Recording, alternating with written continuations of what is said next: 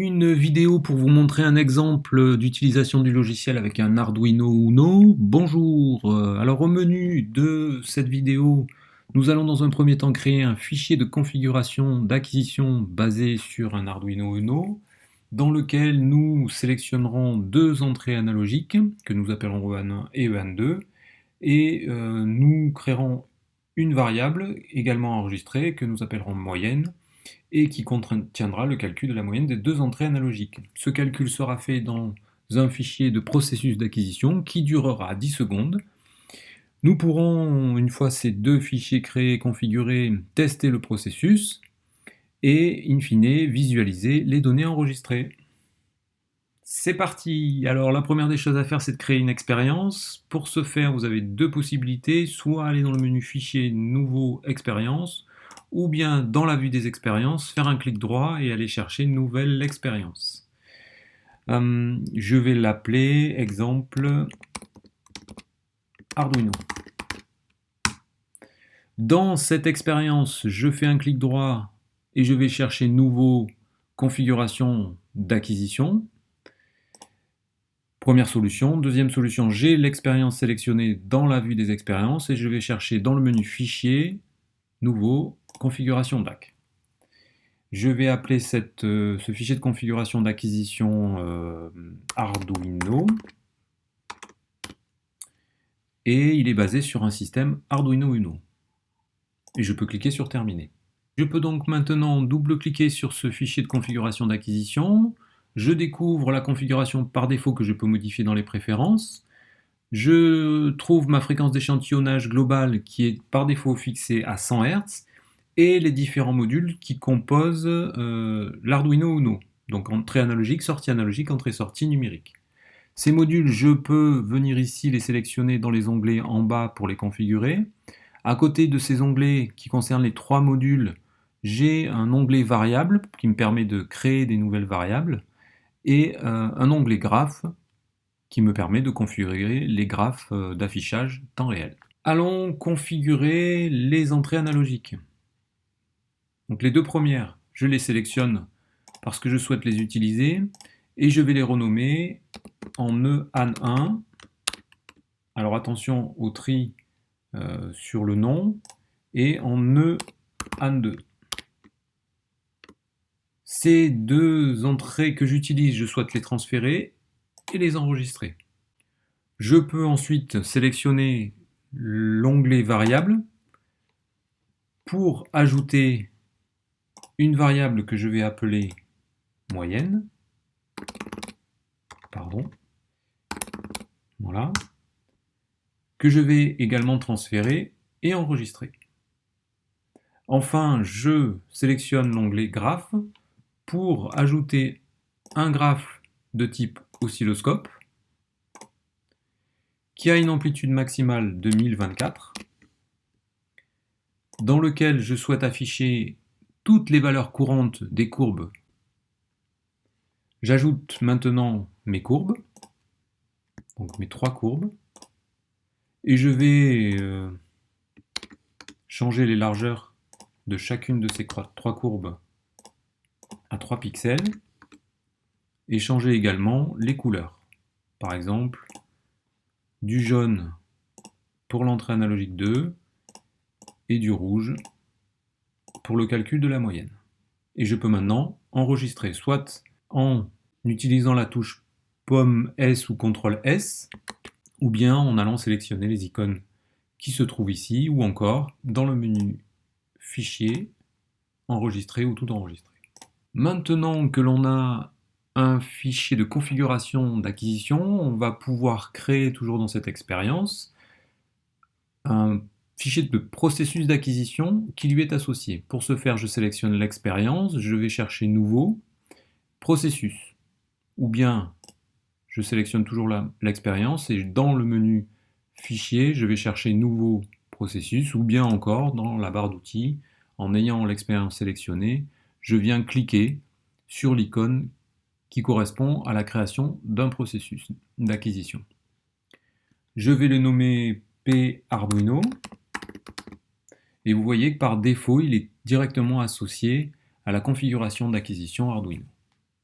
je peux cliquer sur Terminer, puis double-cliquer sur ce fichier pour l'ouvrir afin de l'éditer. Donc ce que je souhaite faire, c'est calculer pendant 10 secondes la moyenne et m'arrêter au bout de 10 secondes. Vous voyez que dans l'éditeur de ce processus, nous avons en bas 4 onglets. Le premier onglet qui s'appelle Initialisation et qui est exécuté une seule fois avant la première itération de la boucle temps réel. Nous avons ensuite un onglet que l'on peut sélectionner et qui correspond à l'algorithme de la boucle temps réel. Lorsque je rencontrerai une condition d'arrêt, je sauterai dans la partie finalisation. C'est dans cet onglet finalisation que je pourrai créer l'algorithme afin de terminer correctement le processus. Et enfin, le dernier onglet correspond au code Arduino généré. Dans la boucle temps réel, ce que je souhaite faire, c'est faire un calcul en permanence de la moyenne.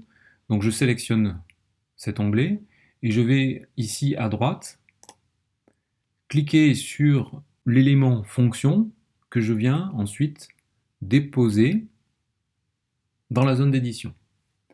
Cet élément fonction ensuite, il est sélectionné, je peux donc faire un clic droit dessus pour aller chercher dans le menu contextuel l'item affecté et la fonction calculer ou une ou des expressions pour calculer la moyenne. Donc je clique dessus. Je me retrouve donc avec un dialogue d'édition de cette fonction. Et ce que je souhaite faire, donc, c'est la moyenne, le calcul de la moyenne de AN1 et de AN2. Donc je peux cliquer simultanément sur CTRL espace pour retrouver les différentes variables que j'ai créées dans la configuration d'acquisition, dans le fichier de configuration d'acquisition. Et donc moyenne, je souhaite faire le calcul de EAN1 plus EAN2 sur 2. Voilà, cette expression que je suis en train d'éditer, je l'ajoute. Je peux donc maintenant cliquer sur OK, puis je vais rechercher l'élément fonction. Je redépose une nouvelle fonction dans la zone d'édition. Clic droit pour aller lui affecter la fonction arrêter le processus. Et donc pareil, je souhaite arrêter le processus lorsque le temps, qui est une variable définie par défaut, est supérieur ou égal à 10 secondes. Ensuite, il faut maintenant que je fasse un lien pour que la génération sache par où commencer et par où terminer.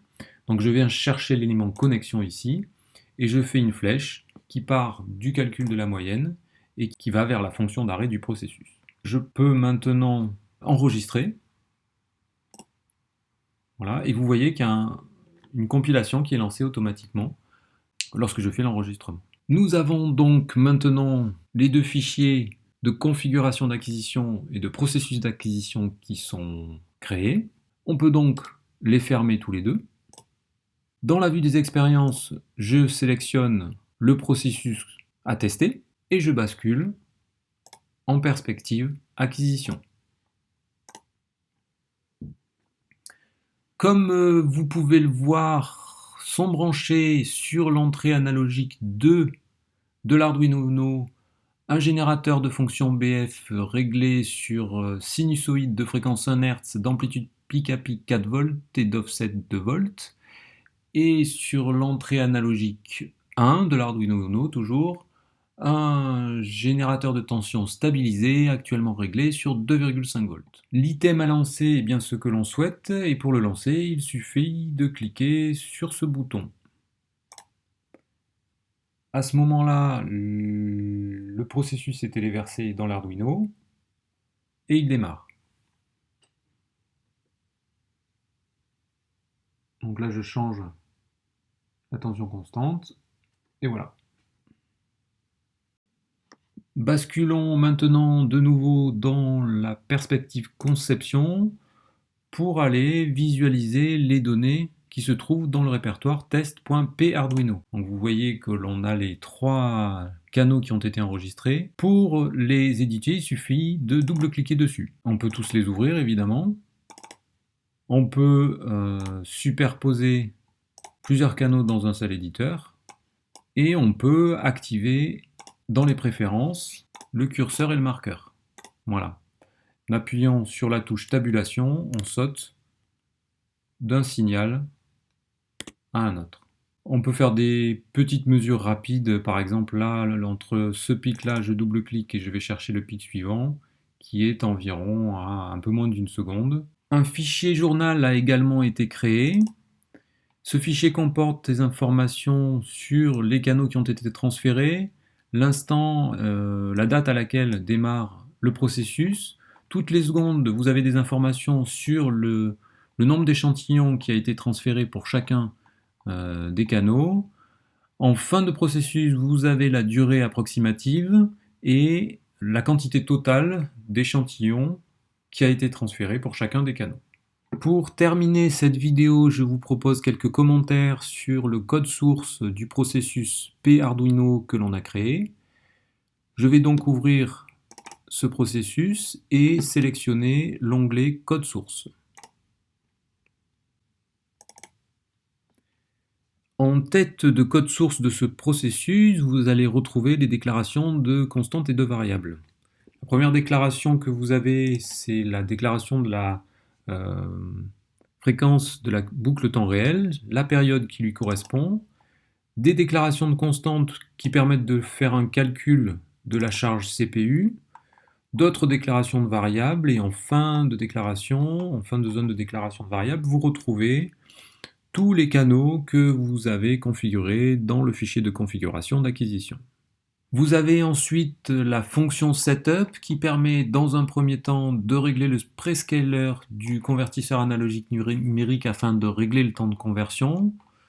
Vous avez ensuite un peu plus bas le réglage du timer 0 qui permet de calculer la charge CPU. Juste en dessous, vous avez le réglage du timer 1 qui permet de régler la cadence d'appel de la méthode d'interruption. Vient ensuite, juste en dessous, la fonction d'interruption qui contient l'algorithme de traitement de temps réel. Ensuite, la fonction de finalisation. Puis, en fin de code source, des méthodes utilitaires qui permettent de calculer la charge CPU ou de procéder à l'acquisition d'une entrée analogique. Merci, c'en est terminé. Nous nous retrouverons dans une prochaine vidéo qui concernera la passation d'un sujet.